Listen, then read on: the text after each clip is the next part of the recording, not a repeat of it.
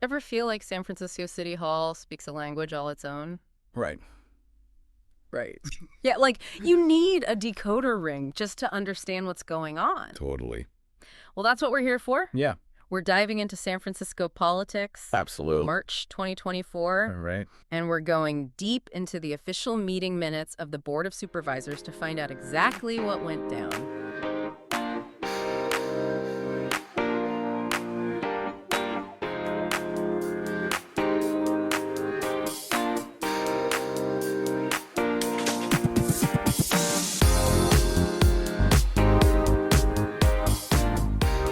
It's like we're on a treasure hunt. Ooh, I like that. Sifting through all the German All those quotes. procedural votes, Exit exactly, votes. find the good stuff. The gold nuggets. You know those aha moments? Yes. Where you see how decisions really get made? And by who? Exactly. All right, so let's jump right into it. Okay. March 12th meeting. Right. Even roll call had some intrigue. Oh, yeah. 2 supervisors missing in action right from the start. Mandelman and Ronan. Now, I know absences happen. Sure. These were officially excused. Right. But I can't help but wonder. What are you thinking? Like, does a missing supervisor signal something? About the agenda, maybe? It makes you wonder. Yeah. Like, is there some power play brewing behind the scenes? Ooh. City Hall politics. It's a subtle art. Subtle but important. Oh, yeah. Speaking of high stakes, let's talk money. Okay. Over $644 million in bonds were issued during these March meetings. Wow. That's a mind-boggling figure. It certainly is. And this is a prime example of Right. why we do these deep dives. I agree. Because that $644 million, Yeah. that's not just one big expenditure. No, it's not. This Huh? is tied to Okay, what is it tied to? General Obligation Refunding Bonds, Series 2024 R1. You've officially lost me. Okay. In plain English. Yes. What does that even mean? Imagine refinancing your mortgage to try and get a lower interest rate. Okay. That's essentially what the city is doing, but on a much larger scale. Oh. So they're swapping out old debt Okay. for new debt with potentially better terms. So it's a financial maneuver to save money in the long run. Exactly. Okay. But, and this is important, the details matter. Okay, how so? So this particular maneuver landed the money in the controller's reserve, Okay. which, yes, it gives the city flexibility, Sure. but it also raises questions. Like what? Like, where will it actually end up being spent? What projects might get priority? Right. You know, that's something to keep an eye on. Very interesting. And on top of that massive bond issuance, there was a $9 million settlement approved, right? That's right. This one stemmed from a lawsuit. What was it about? It was over an alleged injury on a city street. Okay. And while the specifics of the case were confidential, Yeah. a $9 million payout certainly makes you wonder. It does. Like, what kind of liability does the city face? Right. And could this lead to changes Interesting questions. in safety measures or infrastructure? Yeah, It really makes you think about the ripple effects of these decisions. absolutely. And speaking of big impacts, Okay. we cannot talk San Francisco without talking about housing. Of course, it's the perennial hot topic. Mm-hmm. And these March meetings were no exception. So what did the minutes tell us? The minutes reveal a city wrestling with how to create more affordable housing options. Which is an ongoing struggle. Absolutely. Now it came up. There was a lot of back and forth. Different ordinances were proposed, even a mayoral veto. A mayoral veto. Oh, this is juicy. It was a very interesting debate. I bet. You know, there's this constant push and pull between those who want to see more housing built, even if it means increasing density in existing neighborhoods, Right. and then those who are prioritizing preserving the character of those neighborhoods, often at the cost of new development. It's a tough balance. It really is. So in this case, the mayor sided with the preservationists. It seems so, yes. Vetoing that ordinance to allow for more housing in those historic districts. And which supervisor was pushing for that? That was Supervisor Peskin's ordinance, proposing density increases in the Northeast Waterfront Historic District, Okay. Jackson Square, and the Jackson Square extension. And his argument was? His argument was that allowing more units in these areas, even if it means altering their historic character, is essential to addressing the housing crisis. So it's a classic dilemma, right? Mhm. Do you prioritize preserving the past or making room for the future? Right. A balancing act with no easy answers. And it also highlights the power Yes. that the mayor has in shaping the city's approach to development. For sure. Definitely something to consider as we kind of dig deeper into Supervisor Peskin's role in these meetings. Okay. But not everything housing-related was so contentious. That's true. They did pass that ordinance to create a forgivable loan program for first-time homebuyers. That's right. So that Supervisor Melgar, who spearheaded that one. She did, yep. And several others signed on as co-sponsors. And that one's aimed at helping who? Low, moderate, Uh-huh. and middle-income first-time buyers. You know, trying to help them get a foothold in the notoriously expensive San Francisco market. Which is tough. Oh, yeah. So that sounds like it could be a real game changer for some folks. Right. But knowing city politics, Yeah. I'm guessing it wasn't without its critics. You know it. You know it never is.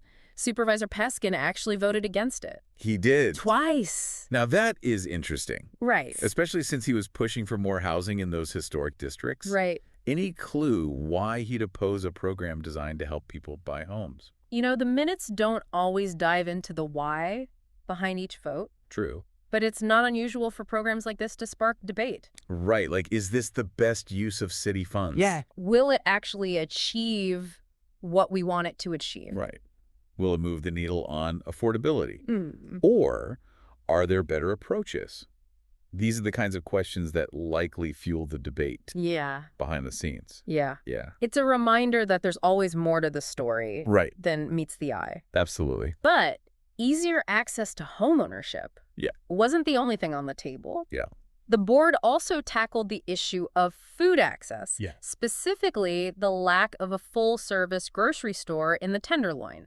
Supervisor Preston's resolution. Okay, tell me more about this. This wasn't just about, like, calling for a grocery store, though. No. It was about holding the city accountable Oh, okay. to actually making it happen. Okay, so how does a resolution like that translate into concrete action? So this resolution was very specific. Okay. It called on multiple city departments Like what? to report back to the board with details on their efforts Okay. to bring a grocery store to the Tenderloin. To actually do it. They want to know, like, what's been done, what potential sites have been identified, you know, the whole 9 yards. So it's putting those departments on notice. Right. Like, we're watching. Exactly. We expect results. And it speaks to, I think, a growing understanding that access to fresh, healthy food is a fundamental right. Totally. And the fact that an entire neighborhood lacks a full-service grocery store. Right. That's a serious issue. Absolutely. Yeah. It also highlights how these seemingly local issues, like where to buy groceries, Right. actually connect to much larger conversation about equity and social justice. Oh, sure. But getting back to Supervisor Peskin for a moment, this guy seems like a major player in these housing debates. Yeah. Is he the hero, the villain, or somewhere in between? That's the million-dollar question, isn't it? I don't know. You tell me. I think he's certainly a vocal advocate, Okay. you know, for his vision of how the city should grow. Okay. But, you know, whether you agree with his stance on a particular issue or not, there's no denying that he wields considerable influence. He's a powerful guy. So how can we decode these power dynamics just by looking at these meeting minutes? One way is to follow the co-sponsorships.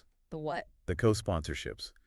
Who's teaming up with whom Okay. on these resolutions and ordinances? Yeah, it can reveal a lot about alliances and shared priorities. So it's like mapping out the political landscape. Exactly. Seeing who's aligned with whom. Precisely. Yeah. For instance, you'll often see supervisors Ronan and Mandelman joining forces on, like, social services and homelessness initiatives. Okay. Supervisors Chan and Peskin often find common ground on budget matters.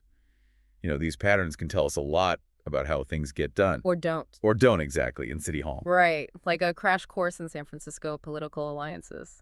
It is. Speaking of fascinating dynamics, Yeah. I can't believe we almost glossed over the decision to rename a street in honor of Sean Monteresa. Oh, yeah. That feels significant. It is. It's not just a street name. No. It's a symbol. Right. A reminder of a tragic event and the ongoing fight for police reform It's absolutely. and racial justice. Right. These minutes suddenly feel very grounded in the real-world impact of these decisions. Absolutely. And it speaks to the power of public memorials. Yes. You know, in shaping collective memory and prompting dialogue All right. about difficult issues. Tough issues. Now, if we shift gears back to programs aimed at addressing those issues, Okay. there's one that really stood out to me, What's that? the Homeward Bound program. Right. The program that offers people experiencing homelessness a one-way ticket out of San Francisco. I admit my initial reaction was, Is that really a solution? It's definitely a complex issue. I bet. And the program has its proponents Okay. who argue that it provides a lifeline for those who feel stuck Okay. and want a fresh start elsewhere. Okay. But critics worry about potential downsides. Like what? Like, are people being shuffled away Oh. instead of receiving the support they need here in San Francisco? Right. Yeah. It's a classic example of a policy with both intended and potentially unintended consequences. Exactly. Did the minutes offer any insight into those concerns? Not really, which is Okay. why these deep dives are so important. Yeah. We need to look beyond the surface. Right. Are there mechanisms in place to ensure people are connected with resources Okay. and support once they relocate? What are the long-term outcomes for participants? Those are the kinds of questions we should be asking. It's a reminder that we can't just focus on what's being decided, but how those decisions actually play out Exactly. in people's lives. Yeah. Now, amidst all of these kind of like headline-grabbing issues, Okay. were there any smaller details in the minutes? Yeah. Sometimes it's those seemingly mundane agenda items Right. that reveal a lot about the city's priorities. Like what? Take, for example, the agreement with Fidelity National Information Services What did they do? to facilitate the use of EBT cards Okay. at the Alemany Farmers Market. Okay. On the surface, that sounds pretty standard. Sure. What's the big reveal? It might seem like a small thing, Okay. but it reflects a commitment to ensuring that people who rely on food assistance Okay. have access to fresh, healthy, locally sourced food. At the farmer's market. It's a subtle, but I think important way that the city is working to address food insecurity and promote equitable access for all residents. It really makes you realize that everything is connected. It is. And Yeah. sometimes those smaller decisions speak volumes. We've covered a lot of ground We have. in these March meeting minutes. For sure. From $1 million settlements Right. to the fight for a grocery store in the Tenderloin. Yeah, that's a lot going on. It's clear that a lot goes on behind the scenes at City Hall. Oh, yeah. We've really only scratched the surface. That's what I was thinking, like... These minutes offer a glimpse into the machinery of city government, Right. but the real story unfolds Yeah. in the days and weeks after these meetings. So where do we go from here? I think we have to think about Yeah. how are these decisions implemented? What unexpected roadblocks pop up? Right. And ultimately, like... The big one, Yeah. how do they impact the lives of everyday San Franciscans? Exactly. Yeah. It makes you realize that reading the minutes is only the first step. Right, exactly. If Yeah. you really want to understand the why behind the what, Okay. you got to stay engaged. Yeah. Follow the developments. Maybe even show up at a meeting or two yourself. Be a fly on the wall. Exactly. See what really happens. That's what makes this deep dive so rewarding. We're not just passively consuming information. Yeah. We're equipping ourselves with the knowledge to ask the right questions and hold our elected officials accountable. Love it. So for someone listening who may be feeling a little overwhelmed right now, Okay. what's the key takeaway? What's the one thing they should remember from these March meetings? I think the biggest takeaway is that knowledge is power. By understanding how these decisions are made, Yeah. who the key players are, Uh-huh. what's at stake, you become a more informed and empowered citizen. You can make your voice heard and contribute to shaping the future of your city. You're not just a face in the crowd. Exactly. You can actually have an impact. You really can. Yeah. It's like cracking the code of city politics. And it really is. Once you understand the language, the process, Right. it's less intimidating. Absolutely. You realize you can actually make a difference. You can. So if you were a San Francisco resident Okay. with the power to propose one new law or resolution to the Board of Supervisors, Okay. what would it be? Ooh, that's a good one. There are so many pressing issues facing the city. There are. But if I had to choose just one, Yeah? I would focus on a comprehensive approach to homelessness. Okay, so not just more shelter beds. No. A real plan that addresses the root causes. Like what kinds of things? We're talking affordable housing, mental health services, addiction treatment, job training. Wow. A multi-pronged approach Yeah. that really recognizes the complexity of this challenge. It's a huge issue. It is. With so many different factors. It's not a simple solution. Not at all. No. Well said. It's a reminder that these issues are interconnected. They are. They require a holistic perspective. Absolutely. And who knows, maybe someone listening right now will be inspired to take action. That's what we're hoping. Get involved in local government. Great. Maybe even be the one proposing that very resolution someday. That's the beauty of it. San Francisco's future is constantly being written. Yes. One meeting. Wow. One decision, one voice at a time. I love it. And on that note, I think it's time for us to wrap up this deep dive into the world of San Francisco politics. Remember these meeting minutes? Right. They're just the tip of the iceberg. Absolutely. Keep exploring. Yes. Stay curious. Please. And most importantly, stay engaged. Couldn't have said it better myself.